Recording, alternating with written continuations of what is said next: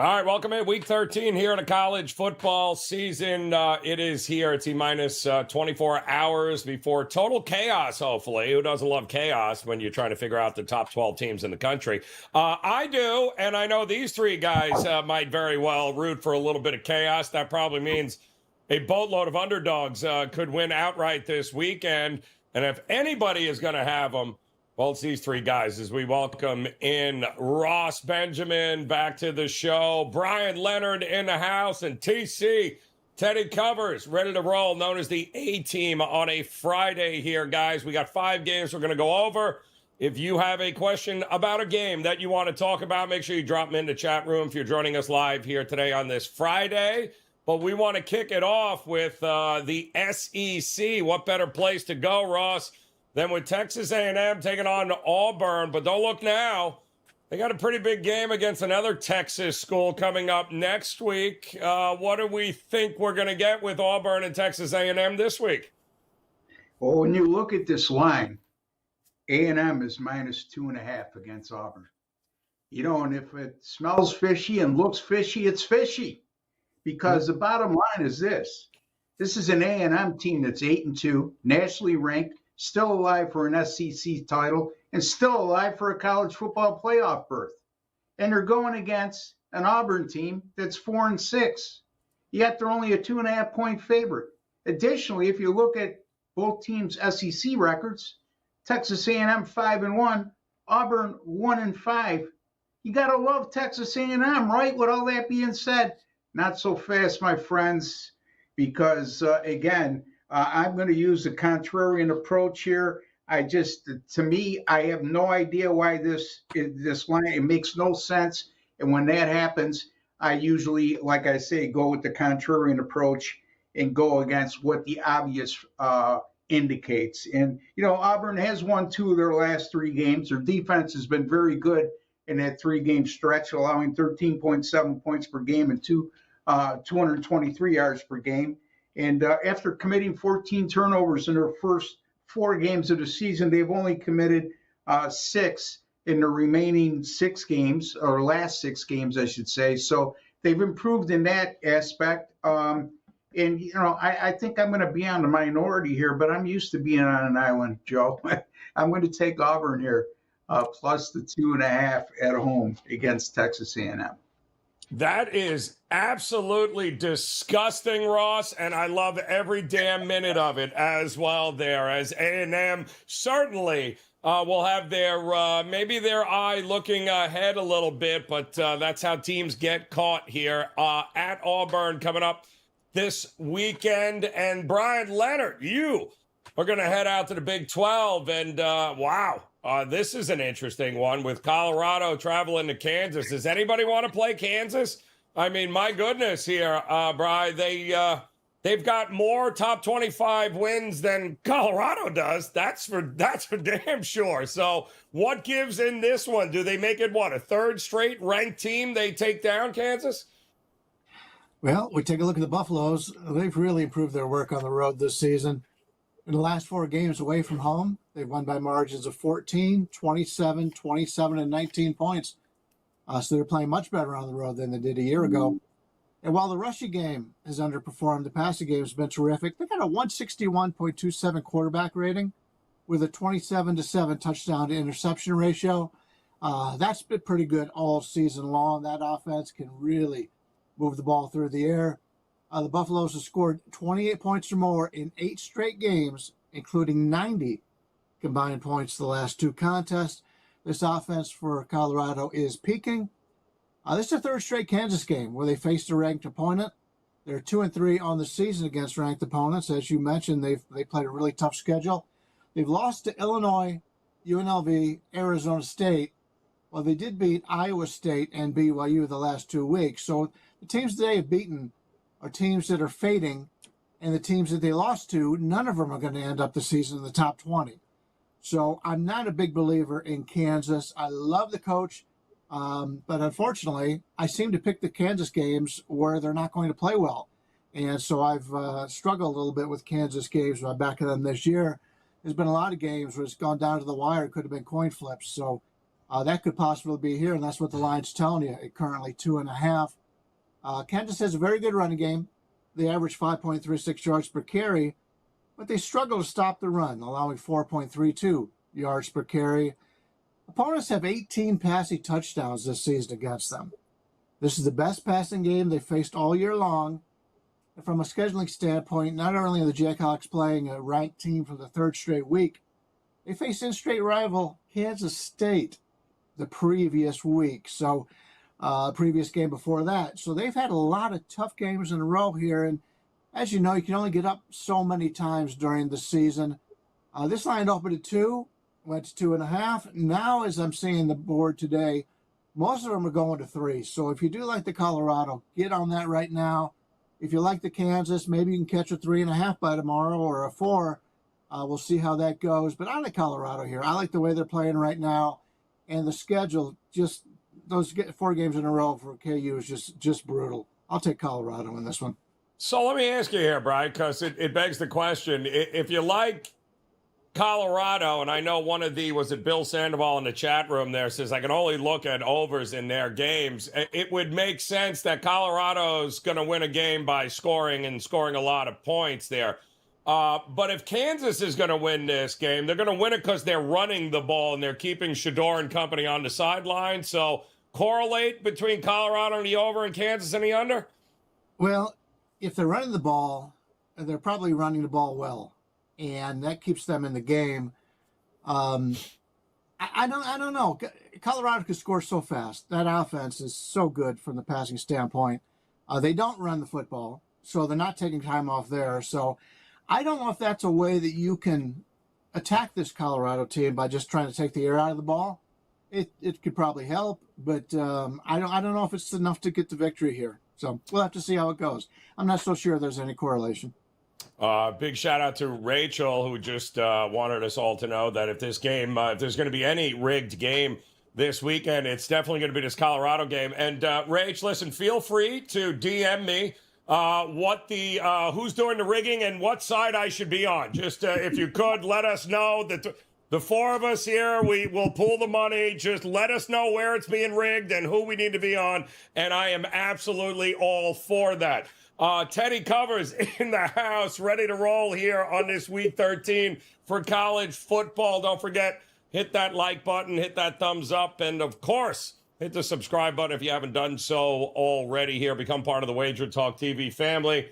All right, Teddy, we're ahead to the Big Ten here for Penn State and Minnesota. PJ Fleck still licking his wounds. They are losing to Rutgers. I don't even know how that worked out. But they did have a week, I guess, to prepare, kind of put it together. He has been very good in this spot with Minnesota over the years. Penn State here? Okay, you blew out Washington. All right, you beat Purdue. Okay, it feels like a lot of points here, Teddy. Is it a lot of points? So it does feel like a lot of points for Penn State, Minnesota. And certainly when we think about what we think when it comes to PJ Fleck and rowing the boat, you know, Minnesota's a feisty team. They play defense. They slow the game down. They shorten possessions. You're not going to play a Minnesota game with 14 possessions on each side. Run the football, play defense, keep it close. In theory, that's what Minnesota's supposed to do here. We talk about a double-digit home dog. For a team that's been pretty good on their home field. Blowout of Maryland, their last home game. They upset USC on this field previously. Had back-to-back shutouts back in September on this field. So at first glance, it's easy to take that knee-jerk reaction and say, yeah, Gophers plus, obviously, Gophers plus. What do we say? Ross Benjamin talked about earlier, not so fast, my friend. This line's telling us something with Penn State as double-digit chalk. And the fact that we're seeing the Nittany Lions taking money as double-digit chalk is telling us something. And it's real simple. When you look at this year's Minnesota team, how are they going to move the football in this game? Minnesota is not a good running team in 2024. The offense has changed to being a little bit more pass-centric. They're average, 3.6 yards a carry for the full season. And that's not all just quarterback sacks. But when we look at the top 2 backs for the Gophers, neither one's even getting 5 yards a carry. And that's a concern here. So Minnesota, I don't think is going to be able to shorten the game and limit possessions. I don't think they'll be able to run the football. And I'm not convinced that the passing game is going to be able to move the ball up and down the field against this Nittany Lions defense. Not even a little bit. I mean, Penn State, elite defensively. We saw what they did to Ohio State a couple of weeks back, and in the 3 games before since 10, 6, and 13 points allowed. This defense is no joke. So maybe I'm talking under, maybe I'm talking Minnesota team total under, maybe I'm talking Penn State minus the points. All of those make sense to this better in a game that I think Minnesota is going to really struggle to score. Yeah, I love the team total look, Teddy, for Minnesota. It does feel like the defenses are going to have a say in this game. Both defenses really are pretty good in that one there on a low total. Minnesota trying to get back in the W column, but where, like Teddy said, where's the points? God damn it. Where are the points coming from for Minnesota? Just don't know where they will be here. So we've got 3 games in the books. Penn State, Minnesota, Colorado, Kansas, A&M, and Auburn. We got a couple of games we're going to talk about in a roundtable style here. Of course, Army, Notre Dame, and then we'll head to Alabama and OU with the guys, plus any games you want to talk about joining us live here today on the stream. Make sure you drop those games in the chat rooms here if you're joining us on any one of the platforms. Don't be afraid to hit that like button or the subscribe button. We certainly appreciate you guys hanging with us here today. And a lot of chatter about this game between Army and Notre Dame. It's at Yankee Stadium. So neutral site game here. And let's say it feels, Ross, like a lot of people think, didn't we just see this game? Oh, yeah, that's right. It was Navy, and it didn't work out well. Are we going to see anything different here? Because that's really going to determine whether or not we like Army in this one or Notre Dame. I think that one was 13.5 against Navy. Kind of similar here, or is it? Yeah, well, the difference, I believe, between this matchup and a Navy matchup, number one, Navy turned the ball over 6 times in that game. Hard to win, hard to stay close against a quality team like Notre Dame, or any team for that matter, when you turn the ball over that many times. Also, if you look at the box score in that game, Navy did run for well over 200 yards on the ground, despite having to play uphill, well behind most of the game. I think Army will be able to run the ball as they always do. This is a team that averages over 6 yards a carry, over close to 359 yards per game rushing. Time of possession, they average just shy of 35 minutes per game. And boy, oh boy, the best defense sometime is a good offense that has great time of possession. And that's certainly the case with Army, although their defense has been very good this year, only allowing 11 points per game. Notre Dame only allowing 10 points per game. You got 2 good defenses, 2 teams that run the ball very well, 2 teams that are run heavy. I mean, Army obviously is run heavy, running the triple option, and 87% of their offensive plays being runs. But Notre Dame, on the other hand, they run the ball 57% of the time. So, and they're also averaging over 200 yards a game, and both teams stop the run. I like this game to go under the total, Joe. By the way, Joe, I'm watching the CBS broadcast of the NFL on Sunday, and they go to the studio for these in-game highlights. And I said, I didn't know Joe Ranieri was working for the NFL and CBS. And lo and behold, it was Adam Shine. So yes, instead of saying that you sound like Adam Shine sounds like you, my friend. Yes, and by the way, he too is a loser Jet fan. So congratulations there. Appreciate that, Adam. Outstanding stuff as always. We both hate the Jets now. Bryan, so we got an under here from Ross in this game, which is probably never a bad look. Listen, it's bad enough in bowl games with these damn baseball stadiums in bowl situations with football teams. Does it make you change your opinion or how you handicap a game going from, like a football field to a baseball field that's turned into a football field? I'm just hoping for his sake and for mine that we see more of a baseball score in this game. Well done. I too like the under here. We could even take the Yankees against the Dodgers in the World Series and we still get the under with all the scoring that they had in that series. But yeah, the Black Knights offense has been outstanding. Ross talked about it. 6.20 yards per carry and a quarterback rating of 187.91. along with an 8-to-1 touchdown to interception ratio on the season. Army's only thrown one interception all season long. But this is a major step up going against this Irish defense. In fact, Army has taken a step back the last two games offensively, scoring season lows 20 against Air Force and then 14 last week against North Texas, of all teams. They defend the pass very well, holding the opposition to a 113.39 quarterback rating and intercepting 14 passes while allowing 9 touchdowns. But once again, this has been a very easy schedule for Army. They've had a really nice season. This is the first real defense they have played. I think they're going to struggle a little bit. The Irish stumbled in that Week 2 game and that shocking 16-14 loss to Northern Illinois. But that's the only blemish on their season. Defensively on the year, Notre Dame has held 9 of 10 opponents to 14 points or less. Only one team has scored over 20 points, 23 in that game, I believe. They too run the ball very well, averaging 6 yards per carry. So we got two teams that run the ball very well, although I think Army may struggle a little bit in that regard here. But I like the under. I think there's going to be a constantly moving clock in this one. And I even looked at team totals, and they've got Army at 13.5 to the over, pretty high. If you get under 14.5, I may play the Army team total under. As I said, the Irish have held 9 of 10 teams to 14 points or less. So if we can get over that key number 14, get a decent number here, we'll take Army under team total. But overall, I think we're looking pretty good with the under. Liking the under here, back-to-back unders, and Teddy, you know what that means. Please do not talk about an under in this game. We should mention, though, for those that didn't see it, there were 6 turnovers in that Navy game, which really kind of allowed Notre Dame to take control and make Navy very one-dimensional. Over the years, we have seen the service academies usually getting more than 2 touchdowns. Teddy, it's been profitable because they're not allowing you to get enough possessions to run away with the game with how slow they are. Do you see that kind of situation, or do you think that defense of Notre Dame, this is the best athletes they've faced all year, is it enough for you to lay to 14.5 points? So it's 14 everywhere. There's no 14.5s out there right now.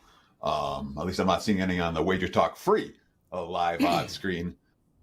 But when we talk about the 6, I mean, in my mind, you have to handicap the Navy game to look at this game.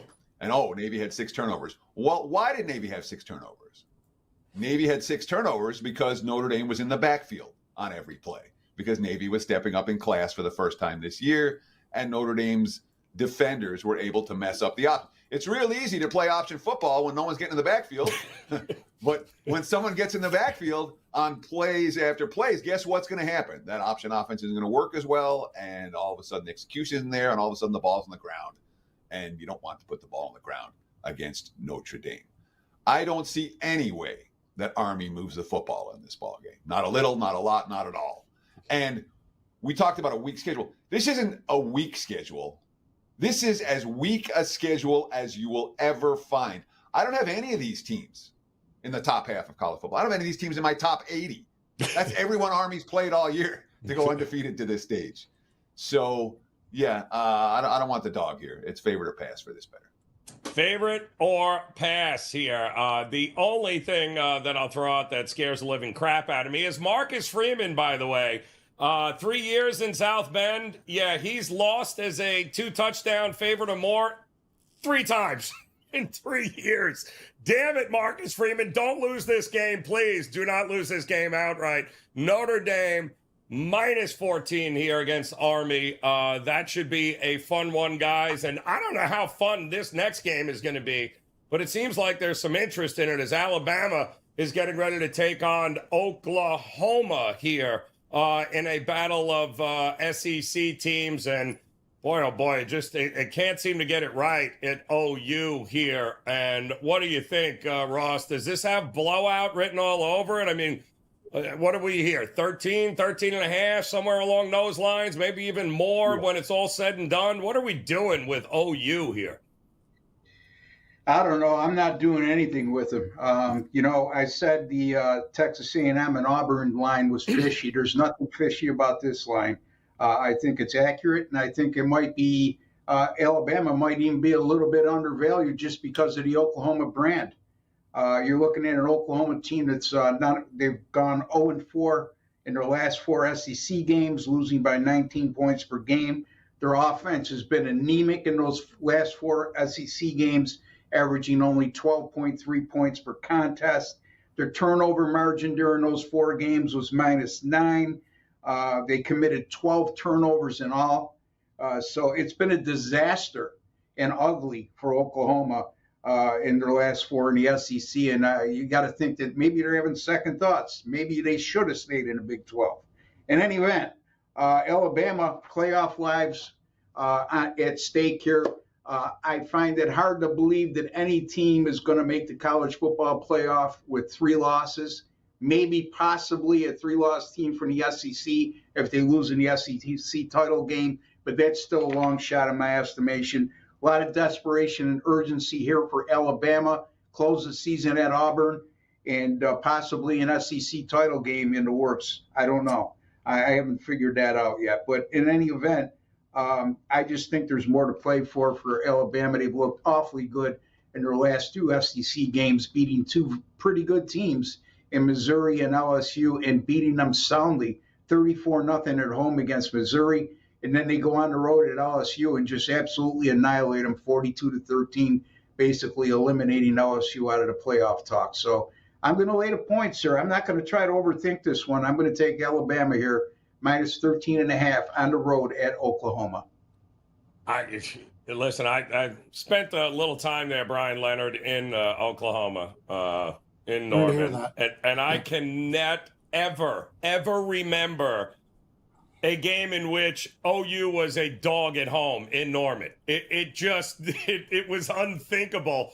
It happened once from 2001 to 2023.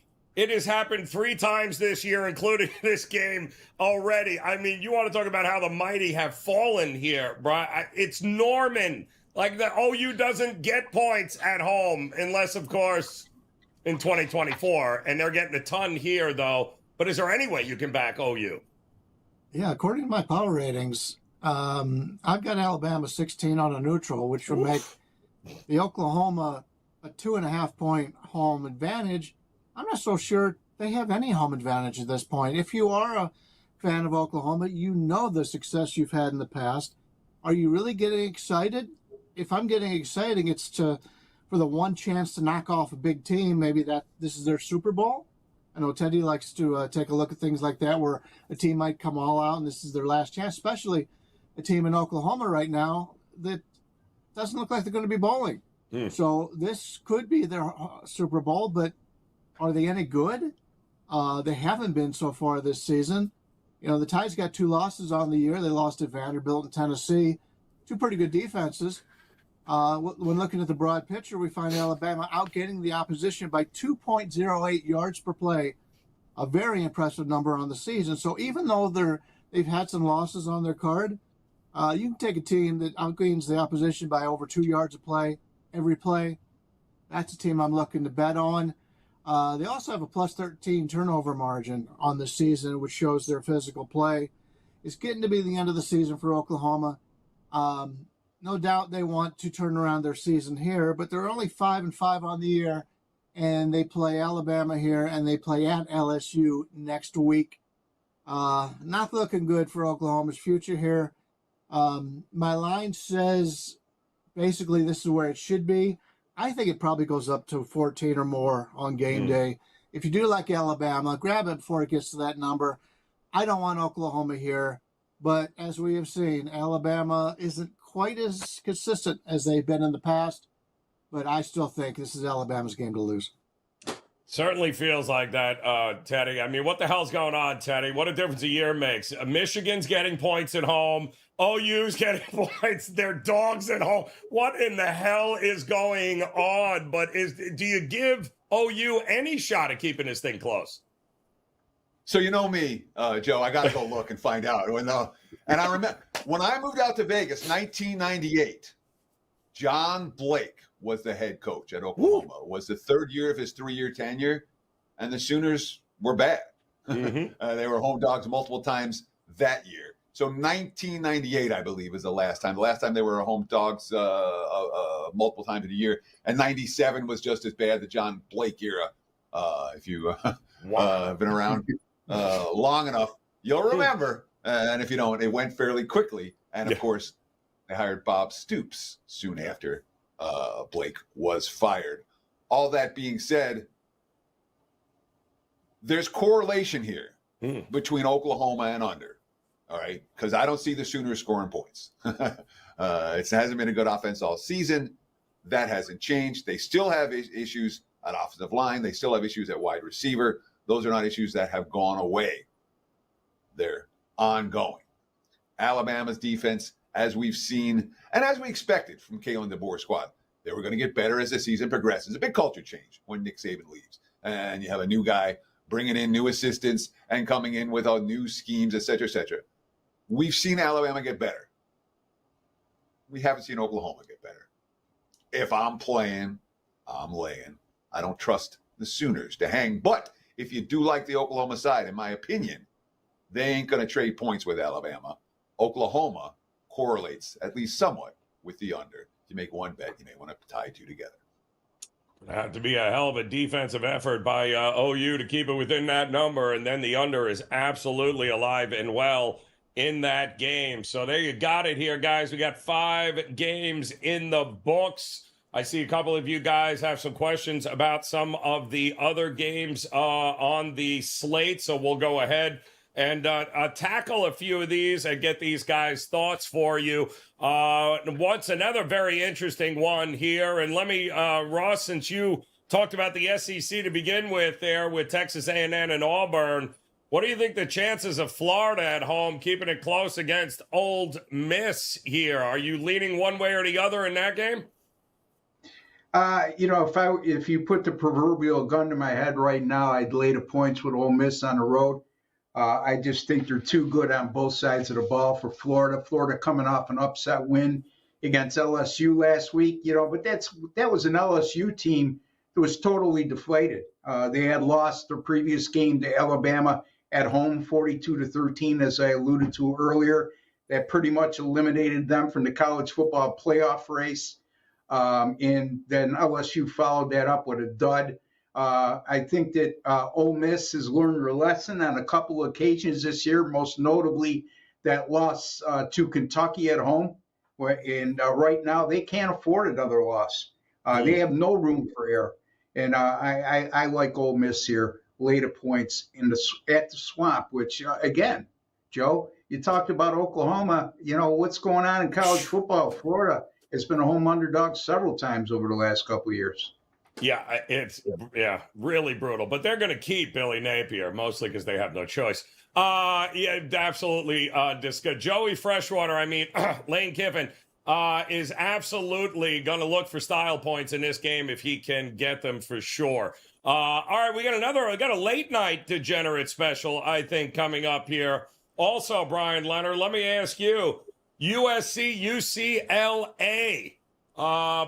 UCLA, one of the more surprising teams this year, right? Nobody really had them pegged to do just about anything, but they've gotten a bunch of pretty big wins here. USC, not as good as everybody thought, and a quarterback change. Former UNLV quarterback here, laying 4 now, 4.5, somewhere in that ballpark. Seems like a lot of UCLA love in the market here since the Open. What are you thinking? Yeah, I see that too. And that's my only concern here is I make the line a little bit higher, but I understand the UCLA love here. They're playing much better ball right now than USC is. Been 2 disappointing teams so far this year, but one of them is still battling to play better and to get on a positive roll, and that's UCLA, despite the loss last time out. Life in the Big Ten hasn't been really worked out as they had hoped coming into this season. USC is still looking for his first victory in a true road game all season long. Then again, they did play at Michigan, at Minnesota, at Maryland, and at Washington, all losses, all pretty good teams, decent teams. To make matters worse, they've only played one ranked team all season, and that was Penn State before the season ender next week when they take on another team. So it's a situation for me where I don't want any part of USC, but can I get there at UCLA at a discounted number? The Bruins are only 4-6 on the season, but this team's gotten better as years gone on, as I mentioned. They won 4 of the last 5. They host Fresno State next week. So this is still a team that has bowl aspirations. Unfortunately, we need to get 6 points for myself to put my money on this game. I don't think I'm going to get there. It's 4.5 now. It's been bouncing around 4.5, 5, 5.5. I want 6. If I can get 6, I'll be taking part in UCLA. I just don't think I'm going to get there. And without it, I think I'm buying a little bit cheap. Yeah, it feels like you're getting a little bit cheap there too as well. 51.5 as the total in that one there. And Teddy, of course, a lot of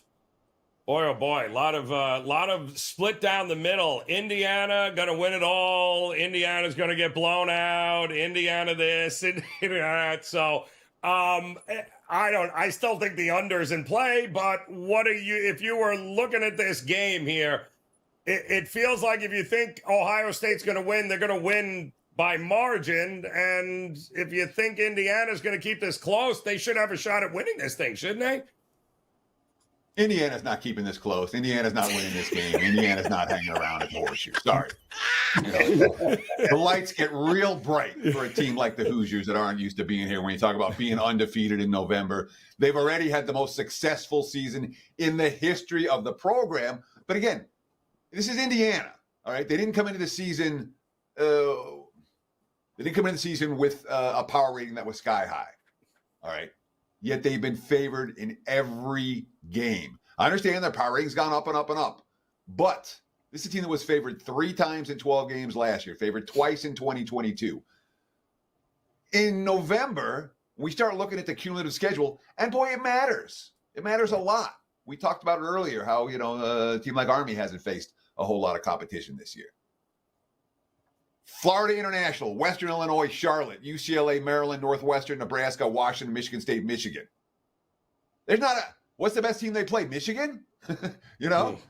I know you can only play the teams on your schedule, but when you haven't played an elite team that has any elite teams, and the best win came against Michigan, they struggled mightily against the Wolverines. This offense did not work against a good defense, and that came at home. Okay. Ohio State covered -40 against this team last time they played here. So I want no part of the dog. It's favorite or pass. I think this is let's take the Cinderella slippers off Indiana. They're facing a real team, and a real team who's interested. If I'm playing, again, I'm laying. Interesting, Teddy.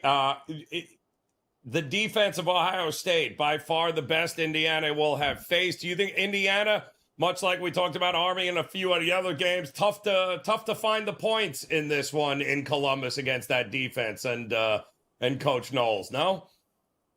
Yeah, I would probably lean. I mean, I think there's some correlation between Ohio State and under, but I wouldn't be surprised if Ohio State's scoring. If it ends up being a shootout, I don't think Indiana can trade points to them either.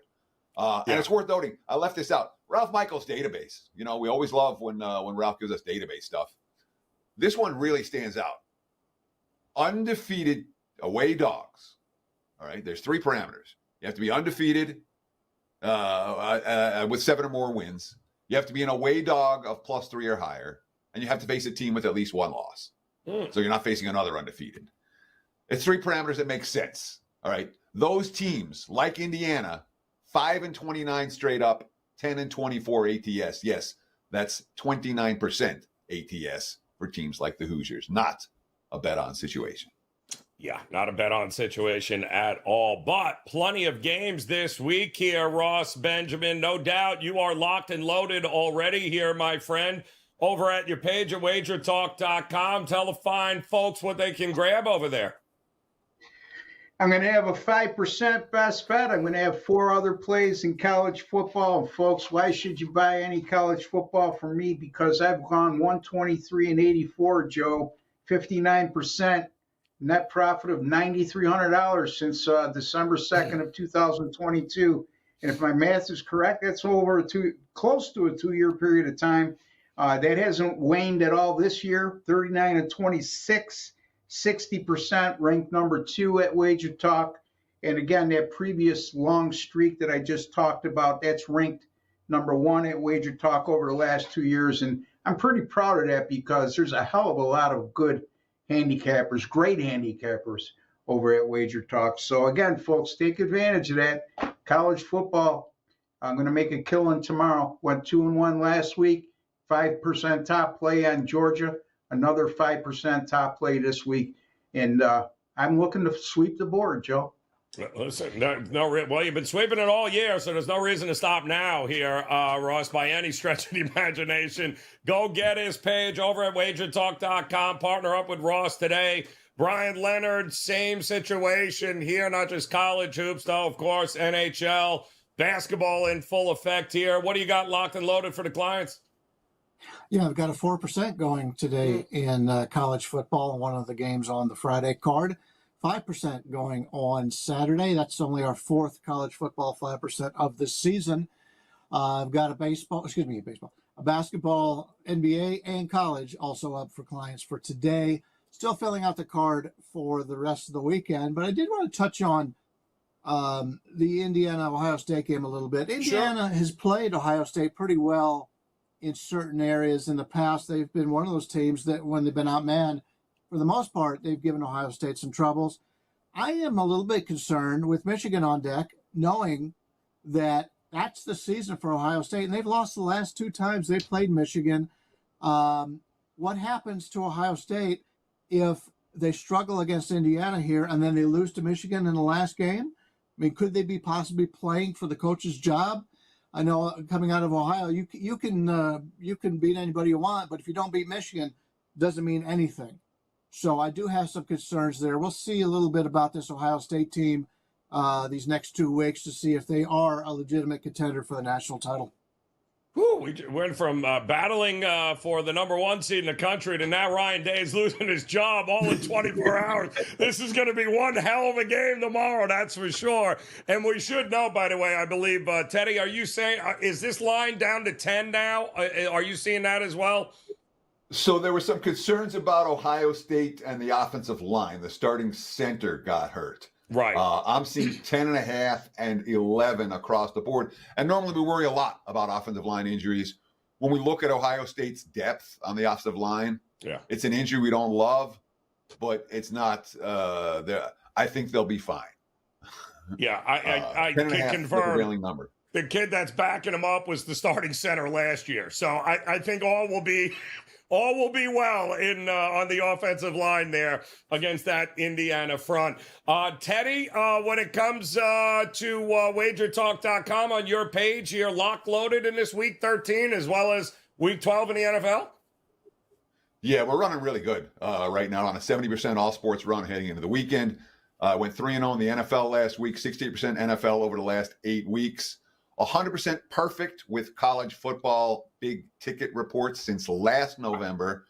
And I've got a pair of big tickets going this weekend, one in college on Saturday and one in the NFL for Monday Night Football, as well as all my additional plays. Do not buy them. Buy a package. TC69 at checkout is going to get you 7 days all access. That's going to get you the 5% big ticket in college. That's going to get you the 5% big ticket in the NFL. It's going to get you every play every day for the next 7 days in every sport that I do. So don't buy the plays. Get on board. Use promo code TC69 at checkout and get that 7-day all access for just $69. Huge weekend, and we're running good right now. The way to do it here. And by the way, I know I saw it in the chat room. There was plenty of move on the Iowa-Maryland game, too. Went from 6.5 to 4.5, and I believe that has everything to do with the fact that McNamara has been ruled out for Iowa, so they got some sort of walk-on fifth stringer or something playing for Iowa. But, I mean, Ross called me crazy. Trusting Maryland to do anything is good luck with that. Let me know how that works, but I do believe that is the line move there. And that's why we've seen it go from 6.5 to 4.5. But how many times, Ross, have we seen Iowa win games with special teams and defense? Absolutely. And, sometimes the best play, Joe, is no play at all. Yes. And that's exactly what I'm going to do. Yep, amen to that. Iowa, Maryland. Don't get it confused here, guys. Nothing crazy happening with Maryland. It's all about Iowa. All right, that'll do it there. Ross Benjamin, Bryan Leonard, Teddy Covers, lock loaded, ready to roll here in this week 13 of the college football season. You can visit all three of these guys over at WagerTalk.com. You can also hit that thumbs up and the subscribe button. Become part of the WagerTalk TV family. We still got plenty more to get to here today, including the college basketball tip-off show coming up in about 20 minutes, not to mention 3:30 Eastern time. We'll go ahead with the NBA tip-off show as the NBA Cup continues on this Friday. We have got you covered. So on behalf of these guys, we appreciate the time. Best of luck with all the plays this weekend, guys. We'll see you again soon here on Wager Talk TV.